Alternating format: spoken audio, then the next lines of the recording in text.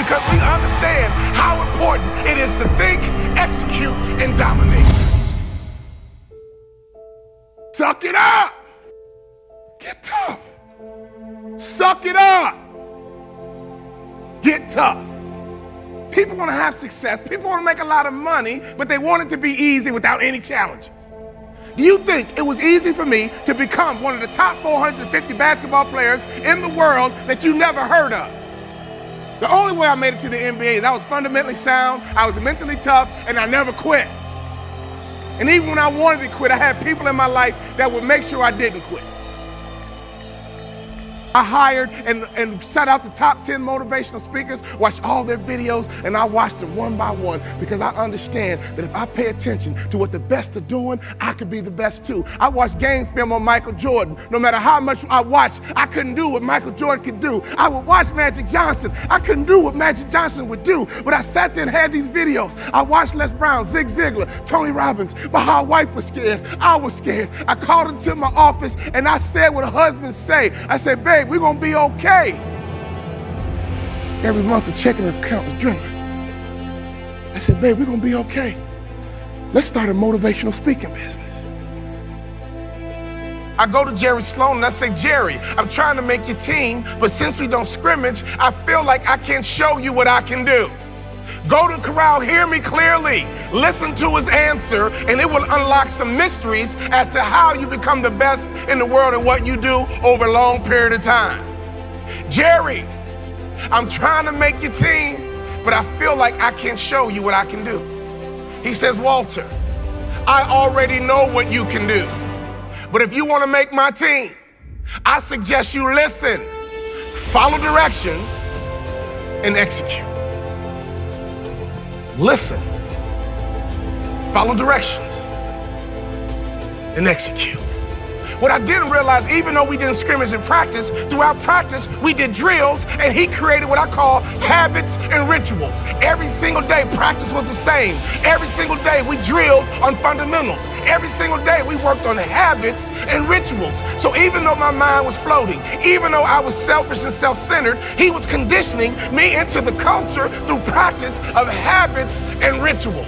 The reason why I tripled my NBA income in 3 years is because of habits and rituals. Next year, if your name didn't get called to come across the stage, I'm here to tell you they will call your name next year if you go back home and execute habits and rituals.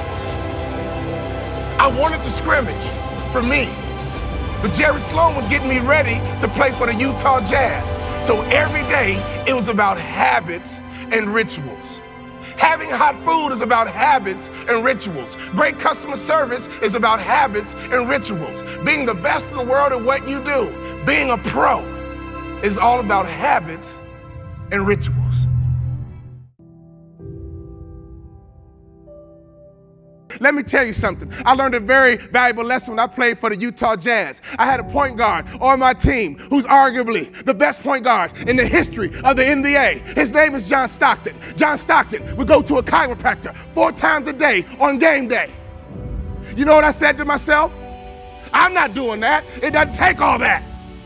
John Stockton played 19 years in the NBA. I played 3. You would have thought I'd have been smart enough to watch a Hall of Famer and just shut my mouth, hop in the car, and go with them. No!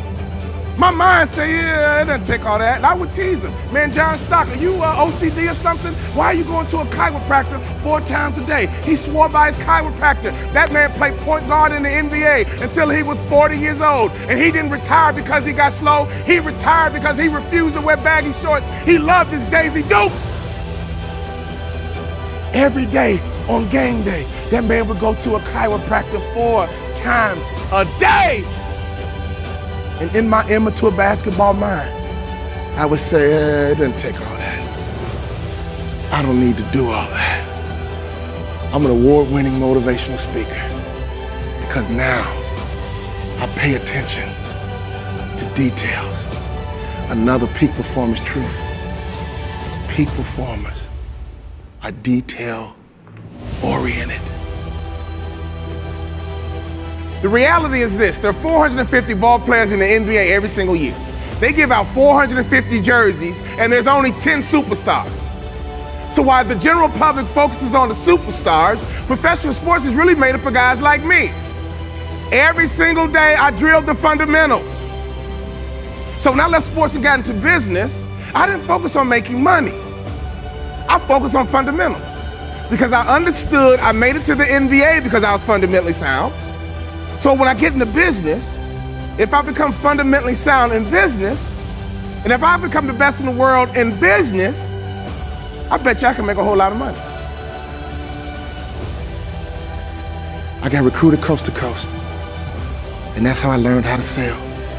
The doorbell would ring. These coaches would come into my living room. They always traveled in a pack of 3. They always wore university-issued golf shirts. They always had a brochure, and they put the brochure on the coffee table. There were always 4 students on the brochure, 2 white, 1 Asian, and 1 African-American every single time. And sometimes they would substitute the Asian for a Latino. And as I collected more brochures, I began to recognize some of the same kids on different schools' brochures. And then I realized, you know what? Oh my God, these aren't students, these are models, and this is big business.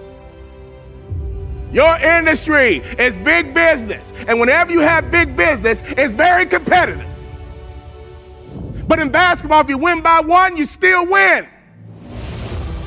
If you win by 1, you still win. So when you want to compete at a high level in a very competitive business, you better pay attention to every little detail. Sometimes in franchise systems, when the leader talks about what we need to do, some of you sit there and say, oh, we don't need to do that. I'm not doing that. It doesn't take all that. It don't need to do that. I don't take all that. Some of you guys right now in the opening keynote had that thought going to your mind. Oh, I'm not doing that. I don't need new plates. I'm not doing that. I'm not doing this. I'm not doing that. You already have made up your mind not to do it. Great people pay attention to detail. So at this conference, don't you dare let your mind say, oh, I'm not doing that. It doesn't take all that. I'm not doing that. It doesn't take all that. You'll be average the rest of your life. Great people pay attention to every single little detail. I used to think that way. It doesn't take all that. But you know what? In my basketball career, I played 3 years and I should have had a longer career because I did not pay attention to detail.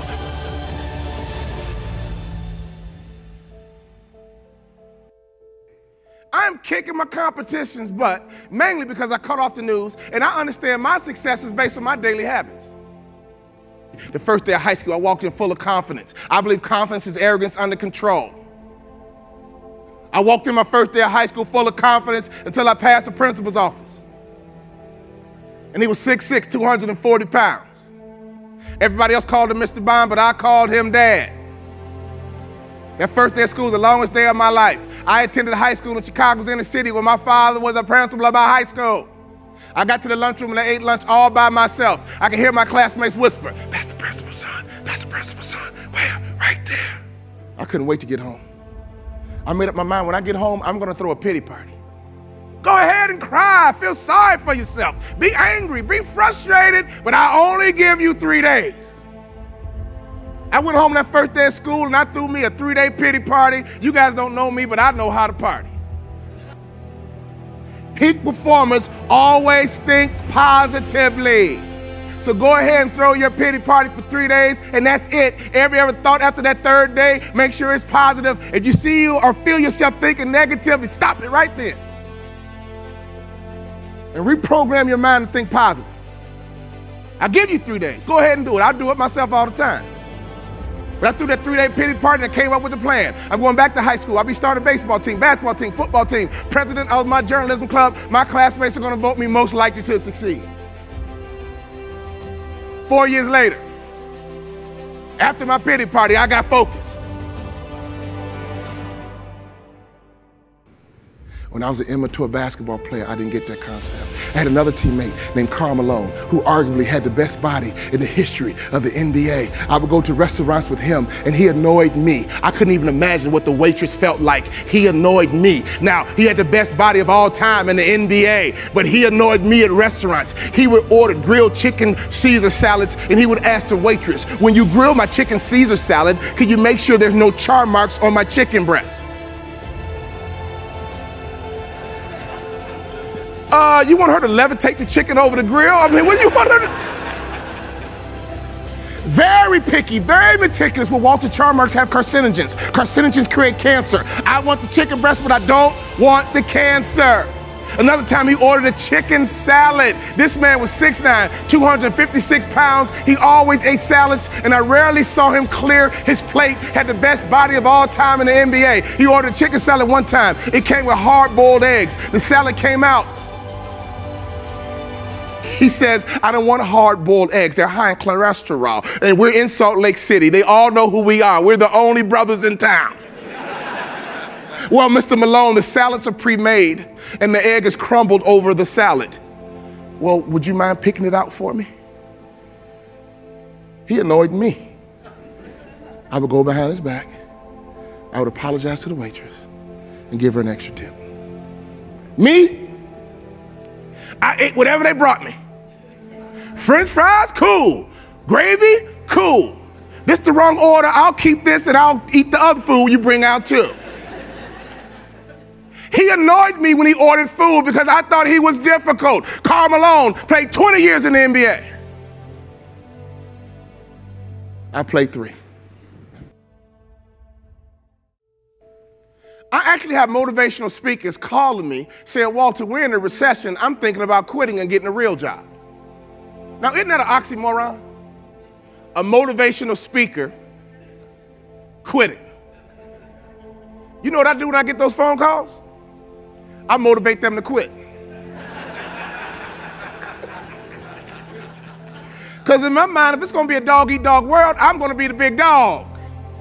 And I always ask them a question because they say, you know, Walter, the economy, the recession, the economy, the recession. I don't trust the media. I was a high school basketball star. I began to deal with the media when I was 16, 17, 18 years old. I understand how the media operates. I understand how they make money. So I always challenge these motivational speakers. Well, if we're in a recession, how do you know? Prove it to me. Answer's always the same. Heard it on the news. Let me show you how it plays out. I just had a financial service firm book me for 30 events. If you multiply my fee times 30, that's an NBA contract. They wanted these events dealt and delivered in 90 days. My fellow motivational speaker friends stopped marketing to financial service firms because they were convinced that financial service firms weren't spending money based on the AIG pushback. Is everybody with me? In 90 days, I made NBA money. Merely because I don't trust a thing the media says. What are you allowing the media to do to your mind, your approach, your outlook? Are you kidding me? I could always hear my daddy's voice. I don't care where I was. I could be on a school bus. I could be in the lunchroom. I could be on the playground. I could be somewhere I shouldn't be.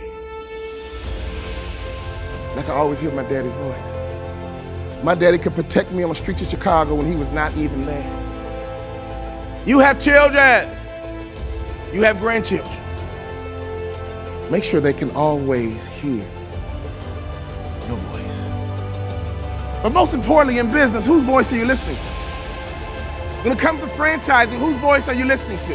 When it comes to same-day sales, whose voice are you listening to? When it comes down to hiring the right Cassie, whose voice are you listening to? When it comes down to being successful in franchising, whose voice are you listening to?